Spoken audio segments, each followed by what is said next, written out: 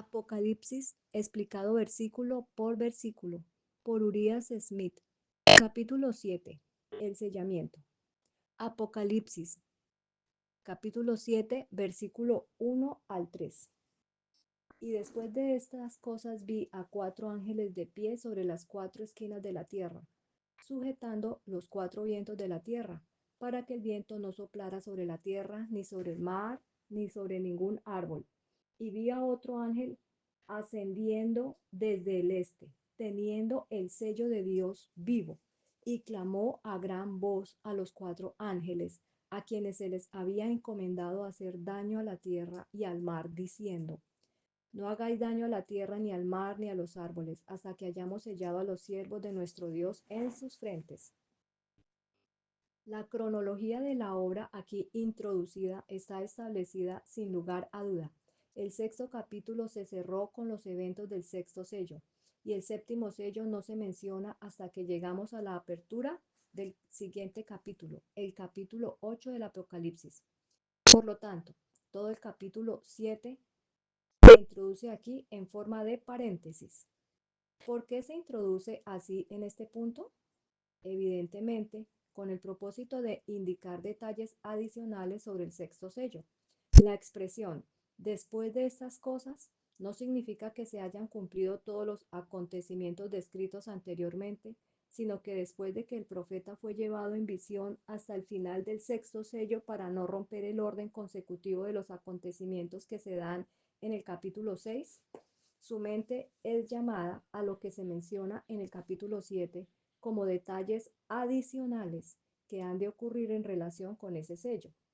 Entonces preguntamos, ¿entre qué acontecimientos de ese sello entra esta obra?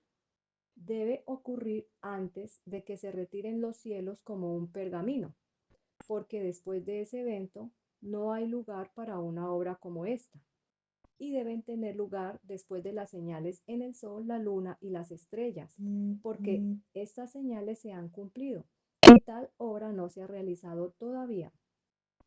Por lo tanto, se encuentra entre los capítulos 13 y 14 de Apocalipsis 6, pero allí, como ya se ha mostrado, es justo donde nos encontramos ahora.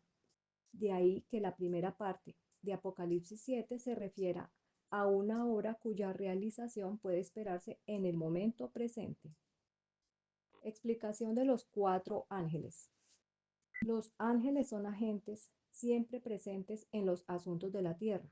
¿Y por qué no pueden ser 4 de esos seres celestiales en cuyas manos Dios ha encomendado la obra descrita? Esto es, retener los vientos, mientras el propósito de Dios es que no soplen y herir la tierra con ellos cuando llegue el momento de soltarlos? Porque se notará en el versículo 3 que el herir es una obra encomendada a sus manos, igualmente con el de retener, de modo que no se limitan a dejar ir a los vientos cuando han de soplar, sino que los hacen soplar. Ellos impulsan la obra de destrucción con su propia energía sobrenatural. Pero el proceso de daño que aquí se presenta no incluye las 7 últimas plagas. Aquella obra está en manos de 7 ángeles especiales y esta en manos de 4. O bien puede ser que cuando llegue el momento del derramamiento de las plagas, los 7 ángeles que tienen a su cargo específicamente estos juicios se unan a los 4 cuya misión es hacer soplar los vientos, y todos juntos realicen esa exhibición sobresaliente de la venganza divina contra una generación que es sobresaliente en culpa. Explicación de las 4 esquinas de la tierra. Una expresión que denota los 4 ángulos o los 4 puntos de la brújula y que significa que estos ángeles en su ámbito particular tenían a su cargo toda la tierra. Explicación de los 4 vientos. Los vientos en la Biblia simbolizan la conmoción política a la lucha y la guerra, Daniel 7:2 y Jeremías 25:32.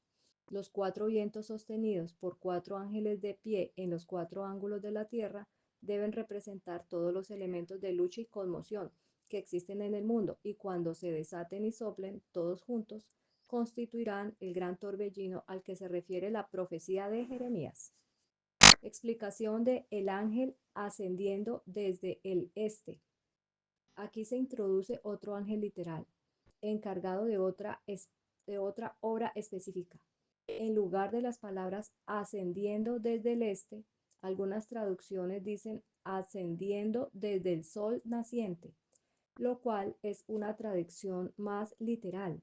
La expresión se refiere evidentemente a la manera más que a la localidad, porque así como el sol sale con rayos al principio oblicuos y comparativamente impotentes, pero aumenta en fuerza hasta que brilla en todo su poder y esplendor meridiano, así la obra de este ángel comienza con debilidad, avanza con una influencia siempre acumulativa y termina con fuerza y poder.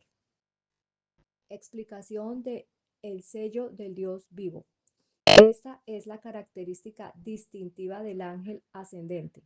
Lleva consigo el sello del Dios vivo. A partir de este hecho y de la cronología de su obra, debemos determinar si es posible qué movimiento es simbolizado por su misión. La naturaleza de su obra está evidentemente comprendida en el hecho de tener el sello de Dios vivo, y para determinar cuál es su obra hay que responder a la pregunta de cuál es ese sello del Dios vivo que lleva consigo. Primero, definición del término sello. Un sello se define como un instrumento de sellado, lo que es usado por individuos, entidades corporativas y estados para hacer impresiones en cera sobre instrumentos de escritura, como evidencia de su autenticidad.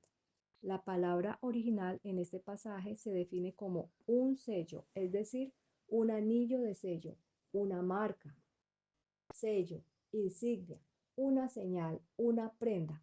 Entre los significados del verbo están los siguientes: asegurar algo a alguien,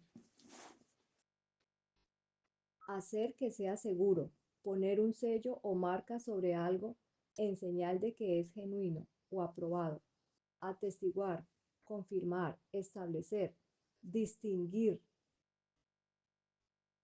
por una marca. Al comparar Génesis 17:11 con Romanos 4:11 y Apocalipsis 7:3 con Ezequiel 9:4, en relación con la definición anterior, el lector verá que las palabras símbolo, señal, sello y marca se utilizan en la Biblia como términos sinónimos.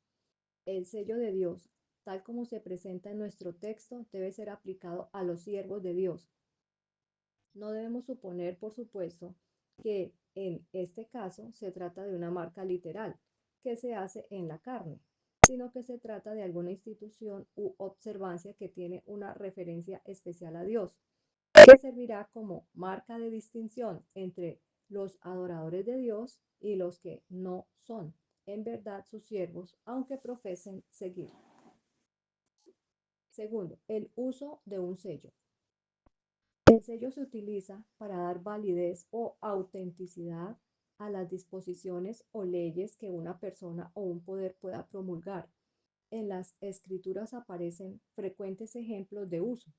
En Primera de Reyes 2:21, en Primera de Reyes 21:8 leemos que Jezabel escribió cartas en nombre de Acab y las selló con su sello. Estas cartas tenían entonces toda la autoridad del rey Acab. De nuevo, en Esther 3:12, en nombre del rey Asuero fueron escritos y sellados con el anillo del rey. Así también en el capítulo 8, verso 8, la escritura que está escrita en nombre del rey y sellada con el anillo del rey no puede ser revertida por nadie. Tercero, ¿cuándo se utiliza un sello? Siempre en relación con alguna ley o promulgación que exija obediencia, o en documentos que deban hacerse legales o estar sujetas a las disposiciones de la ley. La idea de la ley es inseparable del sello. Cuarto, aplicado a Dios. No debemos suponer que a los decretos y leyes de Dios que obligan a los hombres se les deba adjuntar un sello literal, hecho como instrumento literal, pero por la definición del término y el propósito para el cual se usa un sello, como se muestra arriba, debemos entender que un sello es estrictamente lo que da validez y autenticidad a los decretos y leyes.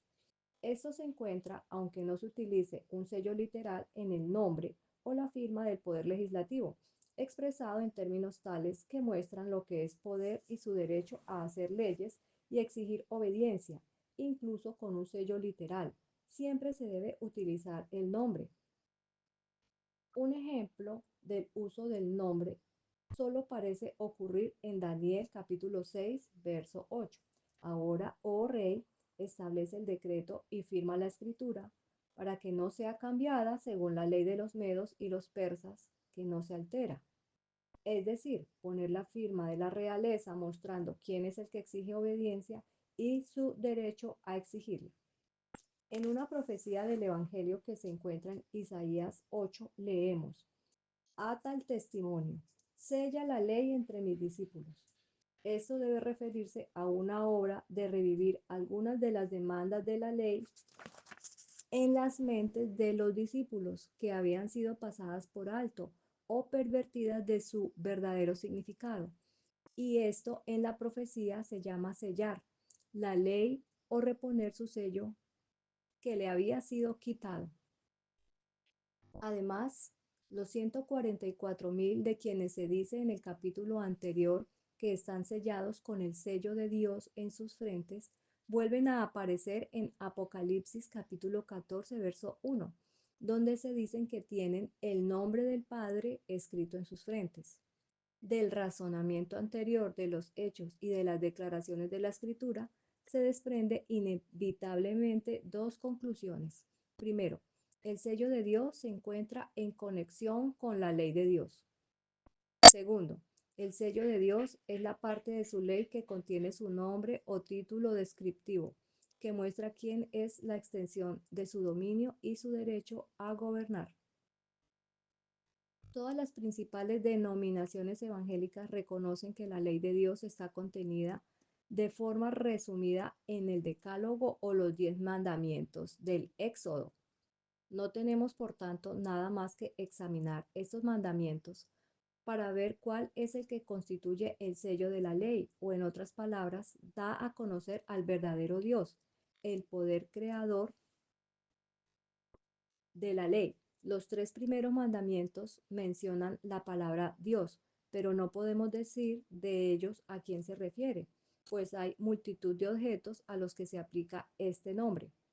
Hay muchos dioses y muchos señores, como dice el apóstol en 1 Corintios capítulo 8, verso 5. Dejando de lado el cuarto mandamiento por el momento, el quinto contiene las palabras Señor y Dios, pero no lo define. Y los 5 preceptos restantes no contienen el nombre de Dios en absoluto. Ahora bien, ¿qué debe ser hecho? Con esa porción de la ley que hemos examinado, sería imposible condenar de pecado al más burdo idólatra. El adorador de imágenes podría decir: este ídolo que tengo delante es mi Dios, su nombre es Dios, y estas son sus preceptos. El adorador de los cuerpos celestes también podría decir: el sol es mi Dios y lo adoro según esta ley. Por lo tanto, sin el cuarto mandamiento, el decálogo es nulo y sin valor en lo que respecta a hacer cumplir la adoración del verdadero Dios. Pero añadamos ahora el cuarto mandamiento, restablezcamos en la ley este precepto que muchos están dispuestos a sostener que han sido suprimidos, y veamos cómo queda entonces el caso. Al examinar este mandamiento que contiene la declaración, porque en 6 días hizo el Señor los cielos y la tierra, el mar y todo lo que en ellos hay, vemos de inmediato que estamos leyendo los requerimientos de aquel que creó todas las cosas. El sol, pues, no es el Dios del Decálogo. El verdadero Dios es el que hizo el sol. Ningún objeto del cielo o de la tierra es el ser que aquí exige obediencia, porque el Dios de esta ley es el que hizo todas las cosas creadas. Ahora tenemos un arma contra la idolatría. Ahora, esta ley ya no puede aplicarse a los dioses falsos, que no han hecho los cielos y la tierra. Jeremías 10:11. Ahora, el autor de esta ley ha declarado quién es, el alcance de su dominio y su derecho a gobernar, pues toda inteligencia creada debe asentir de inmediato que aquel que es creador de todo tiene derecho a exigir la obediencia de todas sus criaturas. Así, con el cuarto mandamiento en su lugar, este maravilloso documento, el Decálogo, el único documento entre los hombres que Dios escribió con su propio dedo, tiene una firma, tiene lo que lo hace inteligible y auténtico, tiene un sello, pero sin el cuarto mandamiento carece de todas estas cosas. Por el razonamiento anterior es evidente que el cuarto mandamiento constituye el sello de la ley de Dios o el sello de Dios, pero las escrituras no nos dejan sin testimonio directo sobre este punto. Hemos visto arriba que en el uso de las escrituras, señal, sello, símbolo y marca son términos sinónimos. Ahora bien, el Señor dice expresamente que el sábado es una señal entre Él y su pueblo. Ciertamente, mis sábados guardaréis, porque es una señal entre mí y vosotros por vuestras generaciones, para que sepáis que yo soy el Señor que os santifica. Éxodo capítulo 31, verso 13.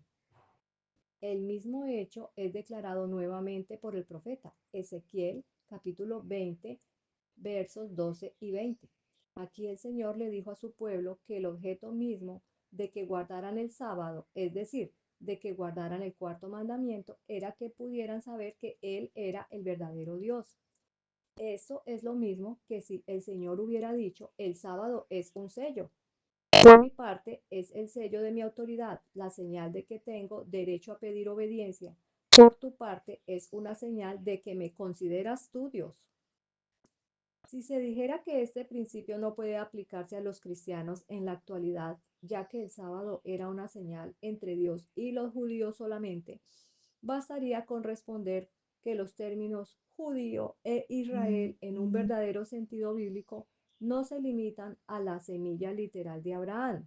Abraham fue elegido al principio porque él era el amigo de Dios, mientras que sus padres eran idólatras y su descendencia fue elegida para ser el pueblo de Dios, los guardianes de su ley y los depositarios de su verdad, porque todos los demás habían apostatado de él, y es cierto que estas palabras relativas al sábado le fueron pronunciadas mientras disfrutaba del honor de ser así apartado de todos los demás. Pero cuando se derribó la pared intermedia de separación y los gentiles fueron llamados a participar de las bendiciones de Abraham, todo el pueblo de Dios, todos los judíos como los gentiles, fueron llevados a una nueva y más íntima relación con Dios por medio de su Hijo. Y ahora con ser llamados judíos en lo interno y verdaderos israelitas. Y ahora la declaración se aplica a todos ellos, pues tienen tanta oportunidad de conocer al Señor como la tuvo el pueblo de antaño. Así, el cuarto mandamiento o el sábado es tomado por el Señor como una señal entre Él y su pueblo, o el sello de su ley en ambas dispensaciones.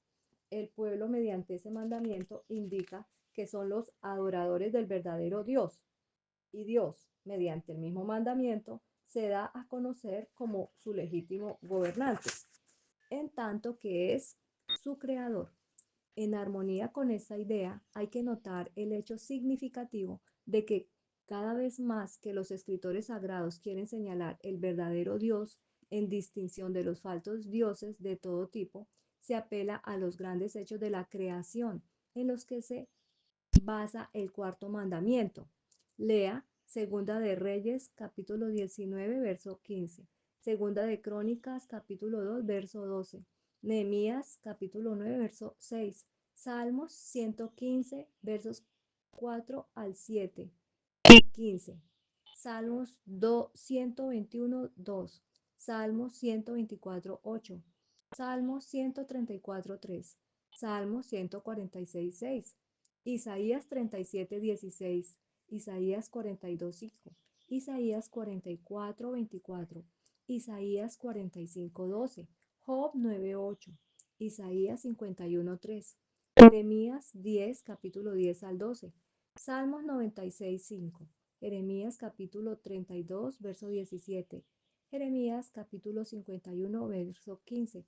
Hechos capítulo 4, verso 24. Hechos capítulo 14, verso 15. Hechos capítulo 17, verso 23 y 24. Volvemos a referirnos al hecho de que la misma compañía que en Apocalipsis 7 tiene el sello del Dios vivo en sus frentes, se presenta de nuevo en Apocalipsis 14:1, teniendo el nombre del Padre en sus frentes. Esto es una buena evidencia de que el sello del Dios vivo y el nombre del Padre se usan como sinónimos. La cadena de pruebas sobre este punto se completa cuando se comprueba que el cuarto mandamiento, que se ha mostrado como el sello de la ley, es mencionado por el Señor como el que contiene su nombre. La prueba de esto se verá al referirnos en Deuteronomio 16:6. Pero en el lugar que el Señor tu Dios elija para poner su nombre, allí sacrificarás la Pascua. ¿Qué había allí donde se sacrificaba la Pascua? Estaba el santuario, que tenía en su departamento más santo el arca con los 10 mandamientos, el cuarto de los cuales declara el verdadero Dios y contenía su nombre donde quiera que estuviera. Este cuarto mandamiento, allí se colocaba el nombre de Dios, y este era el único objeto al que se podía aplicar el lenguaje. Véase Deuteronomio 12:5, 11, 21, Deuteronomio 14, 23 y 24. Habiendo comprobado ahora que el sello de Dios es su santo sábado, que tiene su nombre, estamos preparados para proceder a la aplicación por las escenas introducidas en los versículos anteriores, a saber, los cuatro vientos, aparentemente a punto de soplar, trayendo guerra y problemas sobre la tierra, y esta obra restringida hasta que los siervos de Dios fueran sellados, como si se tuviera que hacer una obra preparatoria para salvarlos. De este problema nos recuerdan los casos de los israelitas, las casas de los israelitas marcados con la sangre del Cordero Pascual y perdonadas cuando el ángel destructor pasó para matar a los primogénitos de los egipcios. Lea Éxodo 12.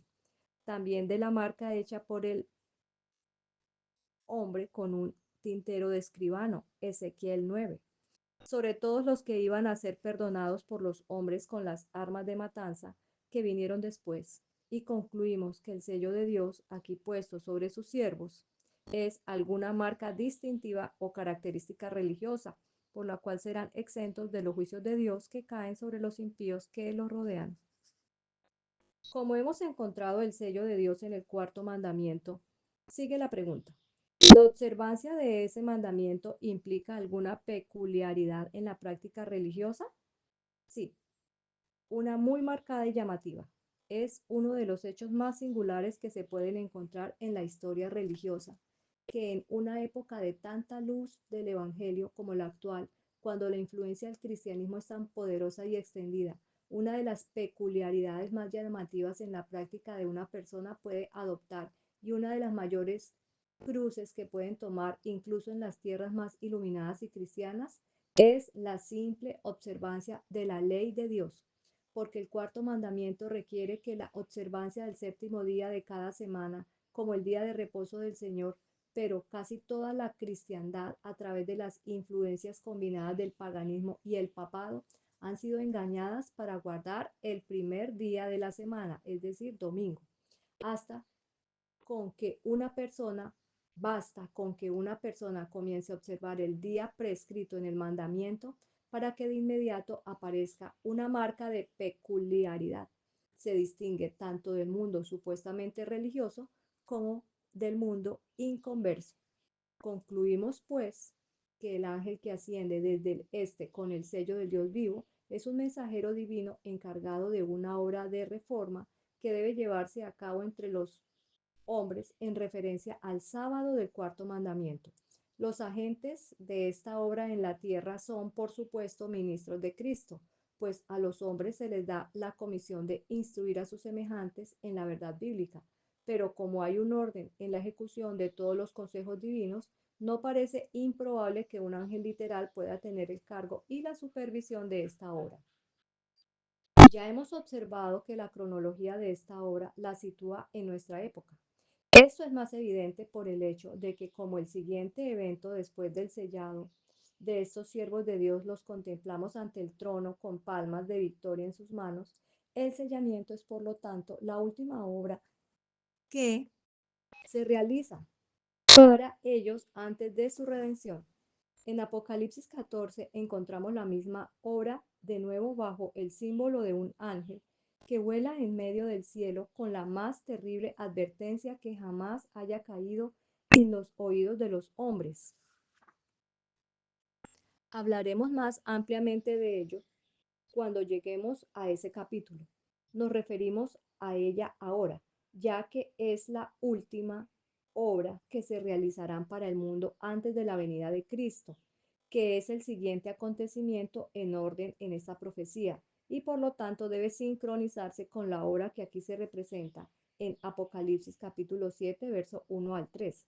El ángel con el sello del Dios vivo mencionado en el capítulo 7 es por lo tanto el mismo que el tercer ángel del capítulo 14, y este punto de vista se refuerza la exposición anterior del sello, porque mientras que como resultado de la obra del capítulo 7, cierta compañía es sellada con el sello del Dios vivo, como resultado del tercer mensaje del capítulo 14, una compañía es sacada rindiendo obediencia bíblica a todos los mandamientos de Dios. Versículo 12. No obstante, salvo el cuarto, no hay ningún mandamiento del Decálogo sobre el que el mundo cristiano necesite teóricamente una reforma, y que esta es la pregunta representada de este mensaje por el hecho de que la observancia de los mandamientos, observando con todos los demás preceptos morales el sábado del Señor, es lo que distingue a los siervos de Dios de los que adoran a la bestia y reciben su marca, que es como la demostración, como se demostrará más adelante la observancia de un falso sábado. Habiendo notado brevemente los puntos principales del tema, llegamos ahora a las características más sorprendentes de todas. De plena conformidad con el argumento cronológico anterior, encontramos esta obra ya en proceso de realización ante nuestros ojos. El mensaje del tercer ángel está en marcha. El ángel que asciende desde el este se encuentra en su misión. La reforma sobre la cuestión del sábado ha comenzado. Esto seguramente, aunque todavía en un silencio comparativo, abriendo el camino a través de la tierra, está destinado a agitar cada país autorizado a la luz del Evangelio y resultará en el surgimiento de un pueblo preparado para la pronta venida del Salvador y sellado para su reino eterno. Con una pregunta más dejamos estos versículos sobre los que nos hemos extendido tanto. ¿Hemos visto entre las naciones algún movimiento que indique que el clamor del ángel ascendente, no hagáis daño, por el soplo de los vientos, hasta que hayamos sellado a los siervos de nuestro Dios, haya sido de alguna manera respondido? El tiempo durante el cual los vientos son retenidos no podría, por la naturaleza del caso, ser un tiempo de profunda paz. Esto no se correspondería con la profecía, porque para que se manifieste que los vientos están siendo retenidos, tiene que haber perturbación, agitación, ira y celos entre las naciones, con un ocasional estallido de lucha, con una ráfaga irregular que se desprende de una tempestad aprisionada y luchadora. Y estos estallidos deben de ser frenados repentina e inesperadamente. Entonces, pero no de otro modo, sería evidente para quien mirara los acontecimientos a la luz de la profecía que por algún buen propósito la mano restrictiva de la omnipotencia se posó sobre los elementos en alza de la lucha y la guerra. Y tal ha sido el panorama de nuestros tiempos durante casi medio siglo, empezando por la Gran Revolución de 1848, cuando tantos tronos europeos cayeron en el polvo. ¿Qué estado de cólera e inquietud política ha existido entre todas las naciones de la tierra?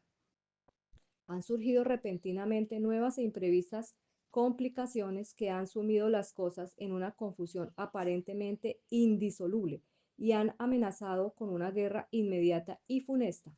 y de vez en cuando el conflicto ha estallado con furia y mil voces se han levantado para predecir que la gran crisis había llegado, que la guerra universal debía resultar, y el final nadie podía predecirlo, cuando repentina e inexplicablemente se ha extinguido y todo volvió a la calma. En nuestra propia tierra, los Estados Unidos, la terrible guerra civil de 1861 a 1865 es un ejemplo notable. En la primavera de este último año era tan grande la presión ejercida sobre la nación para obtener hombres y medios para continuar la guerra que comenzó a impedirse seriamente el progreso de la obra simbolizada por el ángel ascendente, amenazando incluso con detenerla por completo. Los interesados en estas verdades, creyendo que había llegado el momento de la aplicación de la profecía y que las palabras del ángel no hagáis daño indicaban un movimiento por parte de la Iglesia. Elevaron en consecuencia sus peticiones al gobernador de las naciones para que frenara la cruel hora del tumulto y la guerra. Para ello fueron designados días de ayuno y oración. El momento en que esto ocurrió fue un periodo oscuro y sombrío de la guerra, y no pocas personas de alto nivel en la vida política predijeron su continuación indefinida y una intensidad espantosa de todos sus males. Pero repentinamente se produjo un cambio y no habían transcurrido 3 meses desde el momento del que hablamos antes, de que el último ejército de la Confederación del Sur se hubiera rendido y todos sus soldados hubieran depuesto las armas. Tan repentino y completo fue el colapso, y tan agradecidos estaban todos los corazones por el alivio de la presión de las terribles contiendas, que la nación prorrumpió en un canto de júbilo, y estas palabras fueron exhibidas de manera notoria en el Capitolio Nacional. Esto es la hora del Señor. Es maravilla a nuestros ojos. Hay quienes creen que hubo una causa definida para este repentino cese de la lucha, de la cual, por supuesto, el mundo es poco consciente. La repentina conclusión de la guerra franco-alemana de 1870 y la reciente guerra entre Turquía y Rusia pueden citarse como ejemplos aún más tardíos. Tal vez haya que presenciar más acontecimientos de este tipo para que se cumpla más completamente esta característica de la profecía.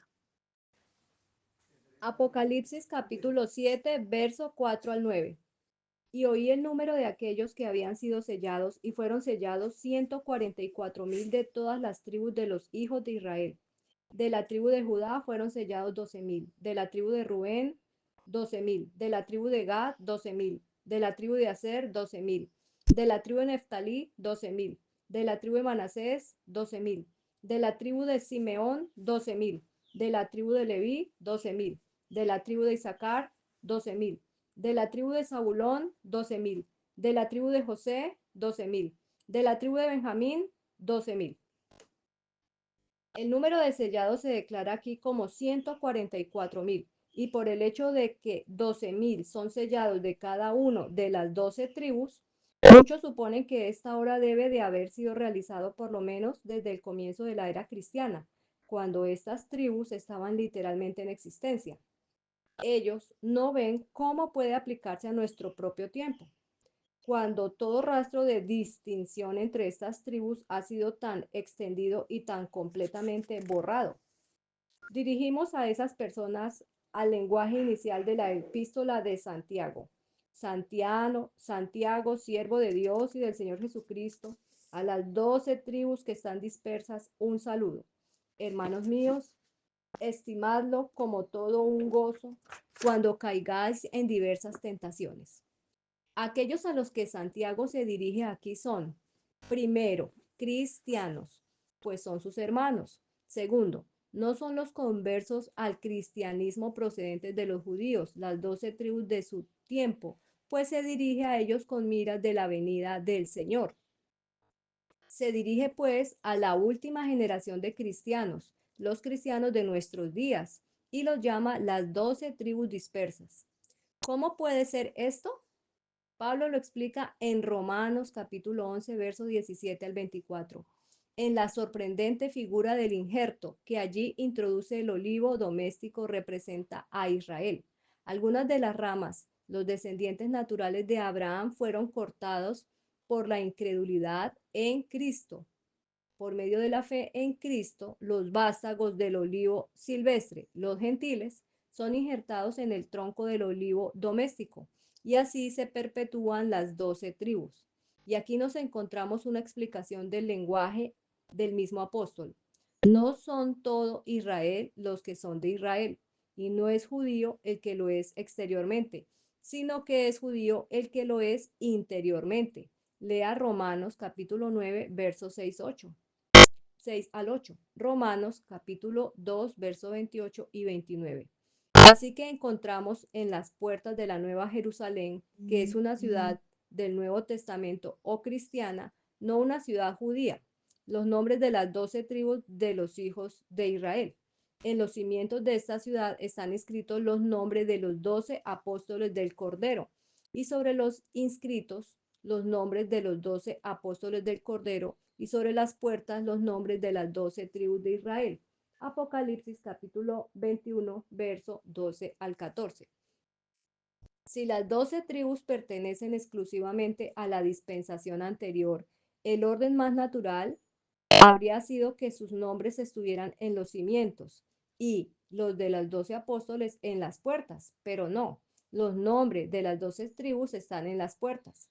Y como por estas puertas así escritas entrarán y saldrán todas las huestes redimidas, así como pertenecientes a 12 tribus, será contados todos los redimidos, sin importar si en la tierra eran judíos o gentiles.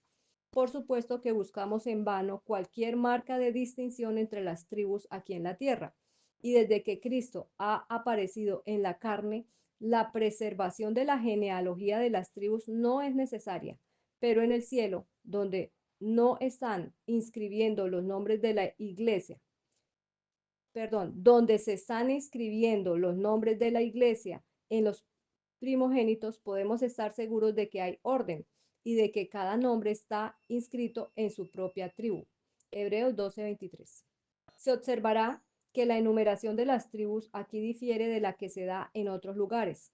Los 12 hijos de Jacob, que se convirtieron en jefes de grandes familias llamadas tribus, fueron Rubén, Simeón, Leví, Judá, Isaacar, Zabulón, Benjamín, Dan, Neftalí, Gad, Aser y José. Pero Jacob en su lecho de muerte adoptó a los hijos de José, Efraín y Manasés, para constituir dos de las tribus de Israel. Lea Génesis 48:5. Eso dividió a la tribu de José, haciendo un total de 13 tribus. Sin embargo, en la distribución de la tierra de Canaán por sorteo, solo contaron 12 tribus e hicieron solo 12 lotes, porque la tribu de Leví fue excluida al ser designada para el servicio del tabernáculo y no tener herencia. Pero en el pasaje que tenemos ante nosotros, Efraín y Dan son omitidos, y Leví y José son puestos en sus lugares. La omisión de Dan es explicada por los comentaristas sobre la base de que esa tribu era la más adicta a la idolatría. Vea Jueces 18. La tribu de Leví ocupa aquí su lugar con el resto. Como en Canaán celestial no existirán las razones para que no tengan una herencia como una terrenal, y José ha puesto probablemente por Efraín, siendo un nombre que parece que se aplicó a la tribu de Efraín o Manasés. Números capítulo 13, verso 11. 12,000 fueron sellados de cada una de las 12 tribus, mostrando que no todos los que en los registros del cielo tenían un lugar entre estas tribus cuando esta obra de sellado comenzó, resistieron la prueba y fueron vencedores al final, pues los nombres de los que ya están en el libro de la vida serán borrados a menos que venzan. Apocalipsis capítulo 3, verso 5. Apocalipsis capítulo 7, verso 9 al 12. Después de esto, y miré, y he aquí una gran multitud que nadie podía contar, de todas las naciones y tribus y pueblos y lenguas, que estaban de pie delante del trono y del Cordero, vestidos de ropa blanca y con palmas en sus manos, y clamaban a gran voz diciendo: Salvación a nuestro Dios, que está sentado en el trono, y al Cordero. Y todos los ángeles se pusieron en pie alrededor del trono, de los ancianos y de los cuatro bestias, y se postraron ante el trono sobre sus rostros y adoraron a Dios, diciendo, Amén, bendición y gloria y sabiduría y acción de gracias y honor y poder y potencia sean para nuestro Dios por siempre y para siempre. Amén. Una vez realizado el sellamiento, Juan contempla una innumerable multitud adorando a Dios con júbilo ante su trono. Esta vasta multitud son indudablemente los salvados de toda la nación, tribu, lengua, resucitados dentro de los muertos en la segunda venida de Cristo, mostrando que el sellamiento es la última obra realizada por el pueblo de Dios antes de la traslación. Apocalipsis capítulo 7, verso 13 al 17. Y uno de los ancianos respondió diciéndome, ¿qué son estos que están vestidos con túnicas blancas y de dónde han venido? Y yo le dije, Señor, tú lo sabes. Y él me dijo, estos son los que salieron de la gran tribulación y han lavado sus túnicas y las han hecho blancas en la sangre del Cordero. Por eso están ante el trono de Dios y le sirven de día y de noche en su templo. Y el que está sentado en el trono morará en medio de ellos. Ya no tendrán hambre ni tampoco tendrán más sed, ni el sol se encenderá sobre ellas ni el calor, porque el cordero que está en medio del trono los alimentará y los conducirá a fuentes vivas de agua, y Dios enjugará toda lágrima de sus ojos. Las preguntas presentadas por uno de los ancianos a Juan. ¿Quiénes son estos que están vestidos con túnicas blancas y de dónde han venido? Tomadas en relación con la respuesta de Juan. Señor, tú lo sabes, dando a entender que Juan no lo sabía. Parecerían carecer de todo el sentido si se refirieran a la totalidad de la gran multitud que ahora tenían delante, porque Juan sí sabía quiénes eran y de dónde venían, ya que acababa de decir que eran personas redimidas, por supuesto, de todas las naciones, razas, pueblos y lenguas. Y Juan podría haber respondido, estos son los redimidos de todas las naciones de la tierra. Pero si se refería a un grupo especial de esta vasta multitud que se distinguía por alguna marca o posición especial, entonces podría no ser tan evidente quiénes eran y qué les había dado su peculiaridad, y las preguntas aplicadas a ellos serían apropiadas y pertinentes.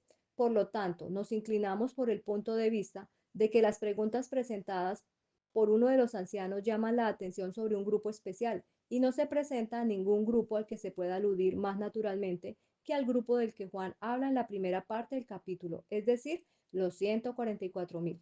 Juan había visto a esta compañía en su estado mortal, mientras recibían el sello del Dios vivo en medio de las turbulentas escenas de los últimos días. Pero como aquí están en pie entre la multitud redimida, la transición es tan grande y la condición en las que aparecen ahora tan diferentes que él no los reconoce como el grupo especial que vio sellado sobre la tierra, y a este grupo las especificaciones que siguen parecen ser especialmente aplicables. Primero, salieron de la gran tribulación. Si bien es cierto, en cierta medida, que todos los cristianos deben entrar en el reino de Dios a través de mucha tribulación, es cierto que en un sentido muy enfático para los 144.000, ellos pasan por el gran tiempo de angustia como nunca hubo desde que ha existido una nación. Daniel 12:1. Experimentan la angustia mental del tiempo de la angustia de Jacob. Jeremías 30, verso 4 al 7. Están de pie, sin mediador, durante las terribles escenas de las 7 últimas plagas, esas exhibiciones de la ira sin mezcla de Dios en la tierra. Apocalipsis capítulo 15 y 16. Pasan por el tiempo de angustia más severo que el mundo haya conocido, pero son liberados por él. Explicación de las túnicas blancas. Ellos lavan sus ropas y las emblanquecen en la sangre del Cordero. Para la última generación el testimonio es muy enfático en el tema de obtener las vestiduras blancas. Apocalipsis 3, 5 y 18. Aunque los 144.000 son acusados de rechazar a Cristo y confiar en sus propias obras para la salvación, porque se niegan a violar los mandamientos de Dios, Apocalipsis 14, verso 1 y 12. En el gran día de esa calumnia será borrada. Se verá que han descansado su esperanza de vida en los méritos de la sangre derramada de su divino Redentor, haciendo de él su fuente de justicia. Hay una fuerza peculiar en decir de ellos que han lavado sus túnicas y han emblanquecido en la sangre del Cordero. Explicación de las primicias. Tercero, El versículo 15 describe el puesto de honor que ocupan en el reino y su cercanía con Dios. En otro pasaje se les llaman las primicias para Dios y al Cordero. Apocalipsis 14:4. Cuarto, no tendrán más hambre. En el versículo 16 se dice, no tendrán más hambre ni tampoco tendrán más sed. Esto muestra que una vez han sufrido hambre y sed. ¿A qué puede referirse esto? Como sin lugar a duda tiene referencia a alguna experiencia especial, no se refiere a sus pruebas en el tiempo de angustia, más especialmente durante las últimas plagas. En este tiempo los justos se verán limitados a pan y agua, y aunque eso es así, estarán seguros. Isaías 33:16. Suficiente para el sustento. No será para que cuando los no será que cuando los pastos con todos los frutos y la vegetación se sequen. Joel 1:18 al 20. Y los ríos y las fuentes se conviertan en sangre. Apocalipsis 16, verso 4 al 9, para reducir su conexión con la tierra y las cosas terrenales al límite más bajo. Los santos que pasen por este tiempo serán llevados ocasionalmente a los grados extremos de hambre y sed, pero una vez obtenido el reino, ya no tendrán hambre ni tampoco tendrán más sed. Y el profeta continúa en referencia a este grupo, ni el sol se encenderá sobre ellos ni el calor.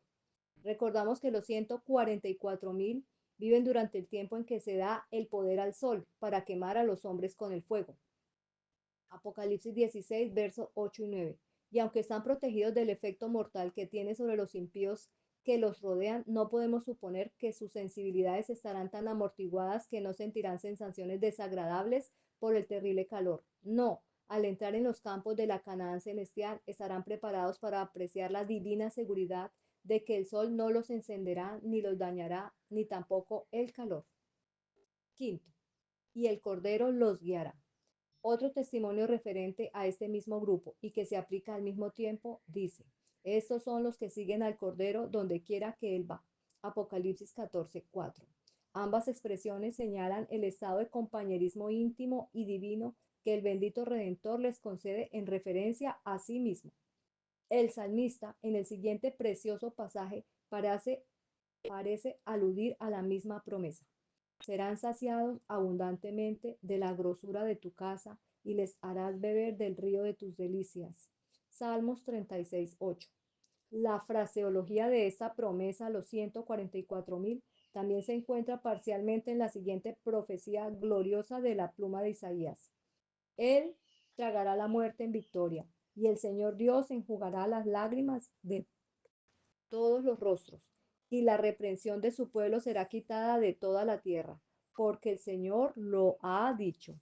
Isaías 25:8. Libro del Apocalipsis, capítulo 7, por Urias Smith. Bendiciones.